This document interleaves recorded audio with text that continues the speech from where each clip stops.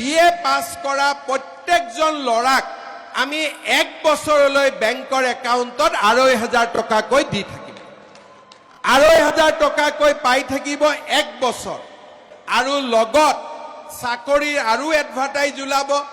যিসকলে চাকৰি নাপাব তেওঁলোকক ব্যৱসায় বাণিজ্য কৰিবৰ বাবে প্ৰতি বছৰে 2 লাখ ল'ৰা ছোৱালীক আমি 2 লাখ টকাকৈ ডাইৰেক্টলি দিম, বেংকত যাব নালাগে।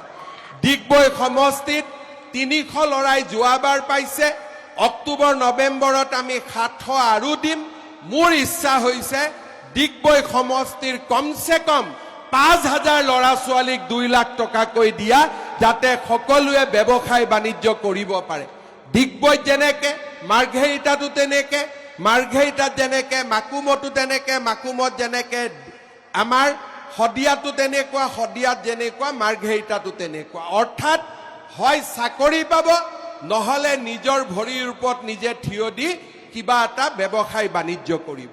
বিএ পাছ কৰা প্ৰত্যেকজন ল'ৰাক আমি 1 বছৰলৈ বেংকৰ একাউণ্টত 2,500 টকাকৈ দি থাকিম। 2,500 টকাকৈ পাই থাকিব 1 বছৰ। আৰু লগত চাকৰি আৰু এডভাৰটাইজ ওলাব। যিসকলে চাকৰি নাপাব তেওঁলোকক ব্যৱসায় বাণিজ্য কৰিবৰ বাবে প্ৰতি বছৰে 2 লাখ ল'ৰা ছোৱালীক আমি 2 লাখ টকাকৈ ডাইৰেক্টলি দিম, বেংকত যাব নালাগে। ডিগবৈ সমষ্টিত 300 ল'ৰাই যোৱাবাৰ পাইছে। অক্টোবৰ নৱেম্বৰত আমি 700 আৰু দিম।